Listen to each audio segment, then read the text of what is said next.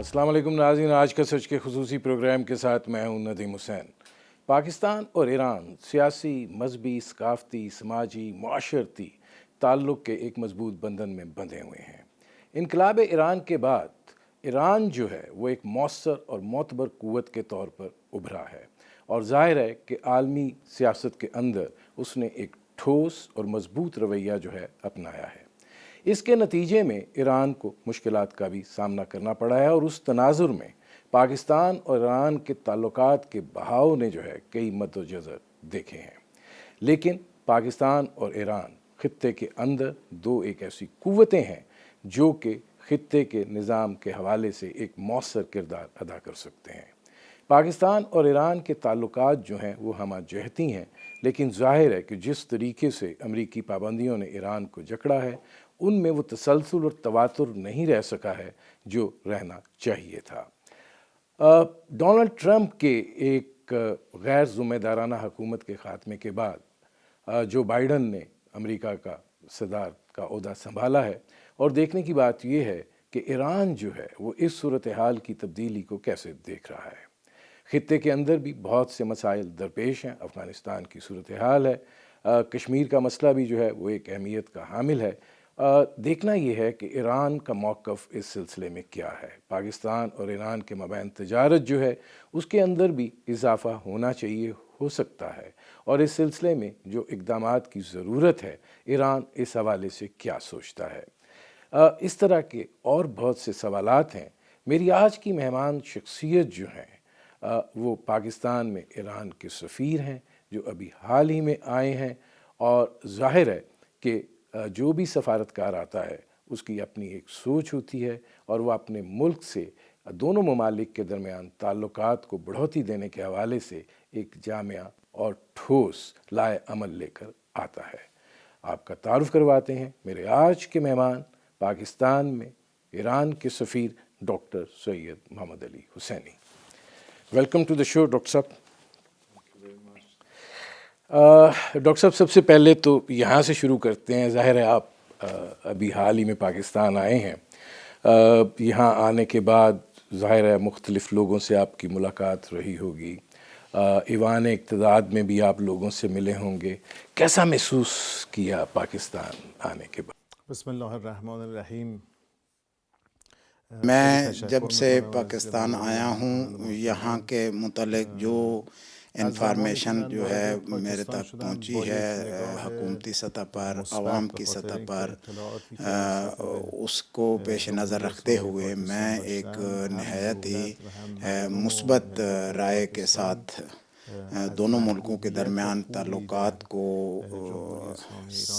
तमाम शोबों में ताल्लुकात को बढ़ाने के लिए मैं बड़े ही हौसले से और बड़े ही पुरतहरुक अंदाज में एक मुस्बत उसके साथ मैं यहाँ आया हूँ।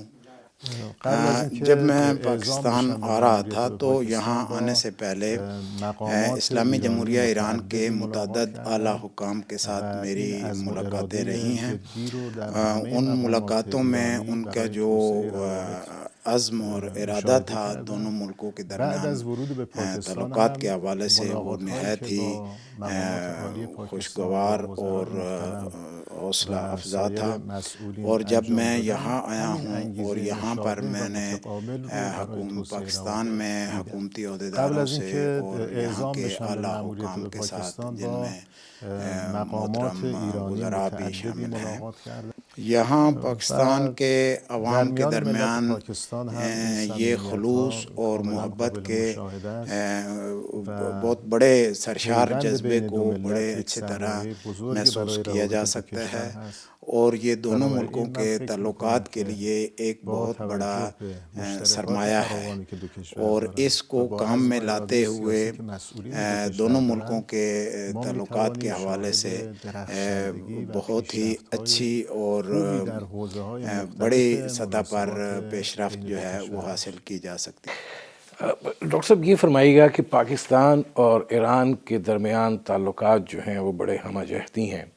ज़ाहिर है मज़हबी रवाबित जो हैं वो मज़बूत हैं, अवाम से अवाम का ताल्लुक़ जो है वो भी मज़बूत है, اور ہمارا ثقافت اور باقی چیزیں جو ہیں وہ یکسانیت ان میں پائی جاتی ہے.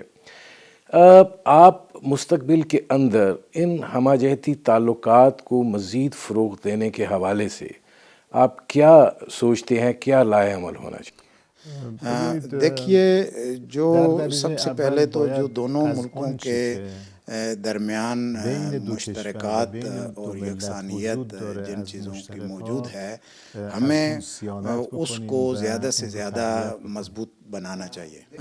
دیکھیں, ہمارے درمیان ثقافتی مشترکات ہیں, زبان اور اس کے علاوہ تاریخ اور مذہب کے حوالے سے بہت ساری ہمارے ہاں یکسانیت پائی جاتی ہے. اقتصادی سطح پر بھی دونوں ملکوں کے جو پوٹینشل ہے وہ بہت زیادہ ہے, اور ہمیں اس توانائی کو استعمال میں لانا چاہیے, ان تعلقات کو مضبوط بنانا چاہیے. اس کی بہت بڑی گنجائش بھی موجود ہے.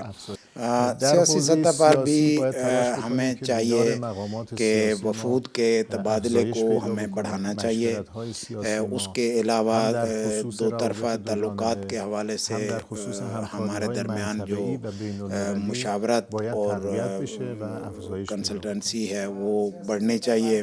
دفاعی سطح کے لیے اور سیکیورٹی اور انفارمیشن کے حوالے سے ہم نے اس بہت ہمارے اچھی کوآپریشن جو ہے وہ ہو رہی ہے.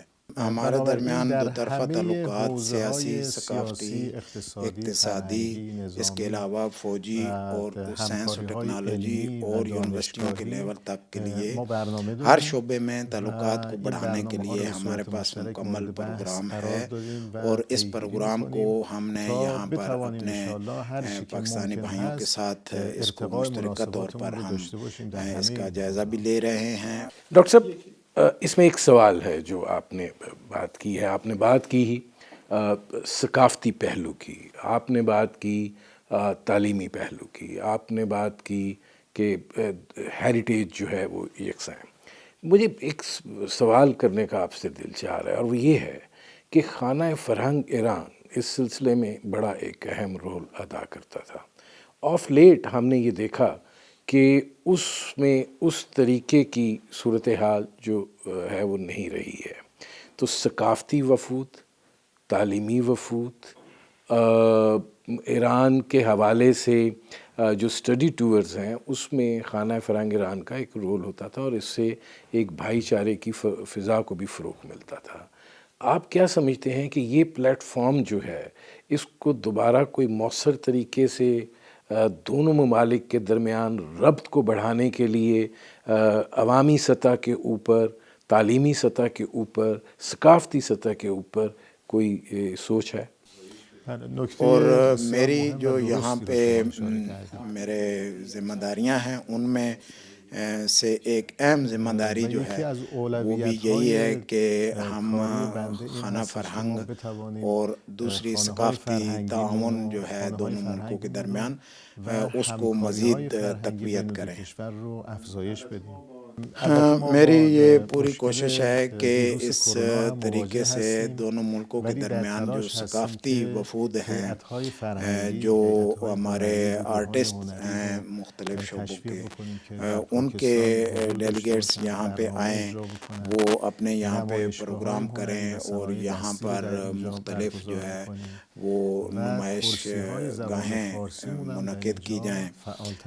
اس کے علاوہ ثقافتی سطح پہ تعاون اور تعلقات کو آگے لے جا سکتے ہیں, اس کے لیے باقاعدہ پروگرام ہے ان کے پاس, اور اسی ذریعے سے ہم سمجھتے ہیں کہ خانہ فرہنگ کے جو کردار ہے جس کی طرف آپ نے اشارہ کیا ہے اس کو ہم زندہ احیا کر سکتے ہیں اور بڑھا سکتے ہیں.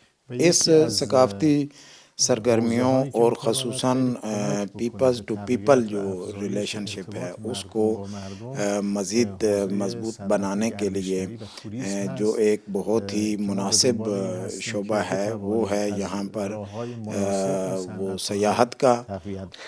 ڈاکٹر صاحب, اب ذرا تھوڑا سا آگے بڑھتے ہیں, اور یہ فرمائیے گا کہ پاکستان اور ایران ظاہر ہے دو برادر ملک ہی نہیں, دو ہمسایہ ملک بھی ہیں, اور دونوں جو ہیں وہ اپنی اپنی جگہ کے اوپر بڑی مؤثر قوتیں بھی ہیں۔ دونوں ممالک جو ہیں، جیسے میں نے کہا کہ بہت سی چیزوں کے اندر قدر مشترک جو ہے وہ پائی جاتی ہے۔ کیا وجہ ہے کہ پاکستان اور ایران کے درمیان تجارتی حجم جو ہے وہ بہت کمزور ہے، اور آپ اس کی وجہ کیا سمجھتے ہیں کہ بین الاقوامی سطح کے اوپر ایران کو جن مسائل کا سامنا ہے وہ بنیاد ہے؟ اگر وہ بنیاد ہیں تو بہت سی تجاویز جو ہیں وہ ماضی میں بھی سامنے آتی رہی ہیں کہ کس طریقے سے پاکستان اور ایران کے مابین تجارت کو جو ہے وہ فروغ دیا جا سکتا ہے، اور اس حوالے سے بائی لیٹرل ارینجمنٹس کے اوپر، چاہے وہ بینکنگ کی سطح پہ ہو، چاہے وہ راہداری کی سطح پہ ہو، بہت سی گفت و شنید بھی ہوئی ہے۔ آپ کیا سمجھتے ہیں کہ اس کے اندر کس حد تک آپ ایک کردار ادا کریں گے کہ یہ سوچ جو ہے یہ عمل میں بھی ڈھل سکے؟ بہت ساری مشکلات جو ہیں ان کے پیچھے امریکہ کی طرف سے ظالمانہ اور یک طرفہ غیر منصفانہ قسم کی وہ اقتصادی پابندیاں ہیں۔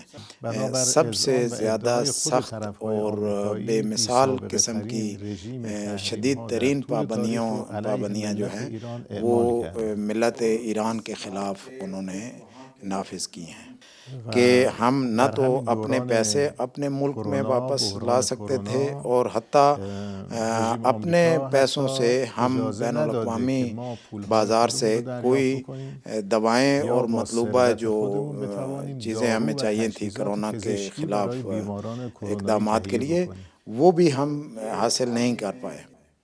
یعنی ما در حقیقت پوری بنی نوع انسانی کے خلاف ایک جرم جو ہے اس کا سامنا جو ہماری قوم کو تھا، جو امریکہ کی حکومت کی طرف سے ہمارے خلاف لاگو کی گئی ہے۔ یہ بالکل فطرتی بات ہے کہ بہت سارے ہمارے مسائل انہی مذکورہ ٹھونسی گئی پابندیوں کے نتیجے میں ہیں، اور البتہ ان پابندیوں کی وجہ سے ہمارے جو دوست اور ہمسایہ ممالک ہیں وہ بھی متاثر ہو رہے ہیں۔ اس سلسلے کی جو اہم دو طرفہ تعاون کا ایک چینل ہے وہ بینکنگ چینل ہے، جو اس پابندیوں کے نتیجے میں جو ہے وہ متاثر ہوا ہے۔ کچھ مسائل ایسے بھی ہیں جو ان پابندیوں کے علاوہ اس پر منوط ہیں کہ ہمیں چاہیے